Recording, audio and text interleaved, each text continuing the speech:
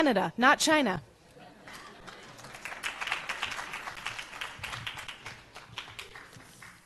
I'm going to try to make this quick because we are running on a time limit. As someone passionate about being at the forefront of change, what I hoped for being at this international summit is to represent and fight for the voices of today's youth. Your Excellencies, distinguished guests, and fellow delegates, nice to meet you. My name is Jessie. I'm 16 years old, and I am a Youth for Human Rights delegate on behalf of Canada.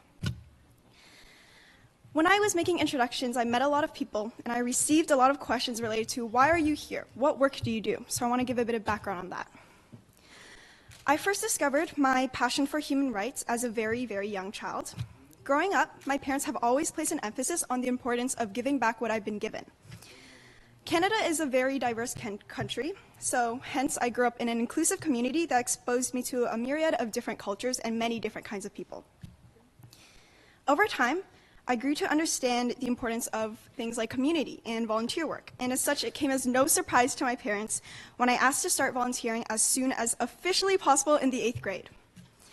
Since then, I have volunteered every single summer and during the school year, collecting over 1,000 hours now for a member of parliament, spearheaded projects on a regional youth council, and worked with and taught kids with learning disabilities for over 2 years.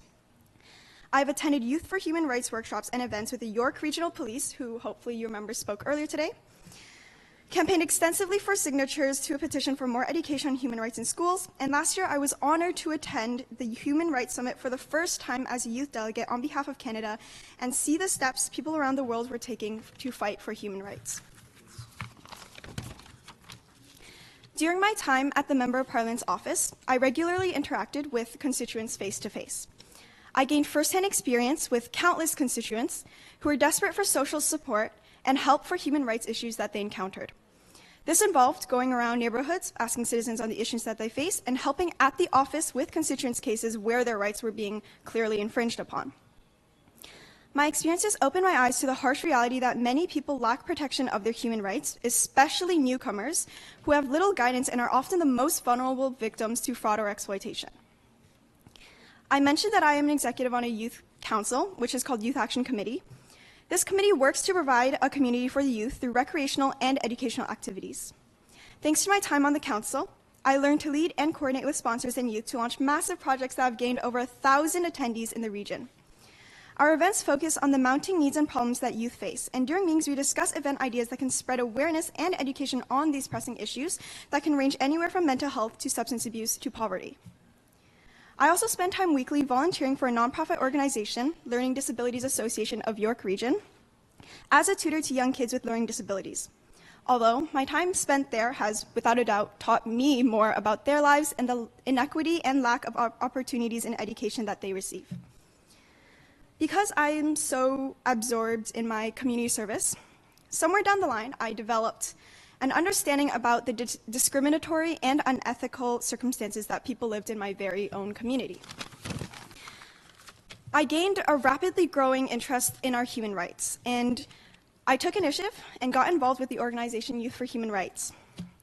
Thanks to them, I learned about each of the 30 fundamental rights in the Declaration and their significance, information I was sadly tremendously lacking before. However, the most egregious aspect of this whole ordeal is the fact that I was not even aware of my basic rights beforehand. And this lack of education in human rights is not solely limited to me.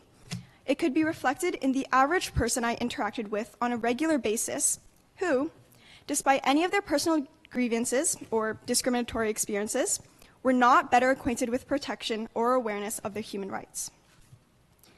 Under Article 26 in the Universal Declaration of Human Rights, it is stated that education shall be directed to the full development of the human personality and to the strengthening of respect for human rights and fundamental freedoms. From my perspective, there is still some work to be done on that aspect. But I've personally seen and felt the impact Youth for Human Rights has in the advancement of human rights education to students and inspiring them to be active in their learning about and protecting of their rights. From hosting educational workshops with the York Regional Police in their dedicated human rights classroom to holding informational Youth for Human Rights organization booths and raising signatures for petitions to bring accessible human rights education to the Ontario curriculum at countless events, ranging from region-wide ones with thousands of attendees, like the ones for Youth Day, Human Rights Day, International Day of Elimination of Racial Discrimination, to even the smaller local events like university orientation fairs. I can say with full confidence that this organization is making incredible progress day by day towards bringing attention to human rights among youth in my country. I'm sure we can all acknowledge that there will always be more work to be done. When I first started to become deeply involved with the organization, I attempted to bring friends and classmates into the initiative as well. I was disappointingly but somewhat unsurprisingly met with a lot of indifference. Many youth remain unaware of their rights or their relevance as it pertains to them, and a major obstacle in trying to educate youth consists of convincing them to care. With the support of Youth for Human Rights, it was made possible for me to engage my friends, my classmates, and other youth in my community in the discussion of their rights. It was possible for them to care. In the past few years alone, there has been substantial improvement already to bringing awareness to the reality of many who struggle with their human rights globally.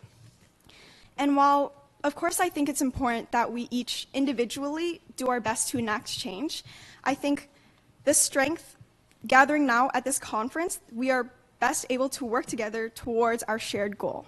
We can take the wisdom and the experiences that we learned here back to our respective home countries.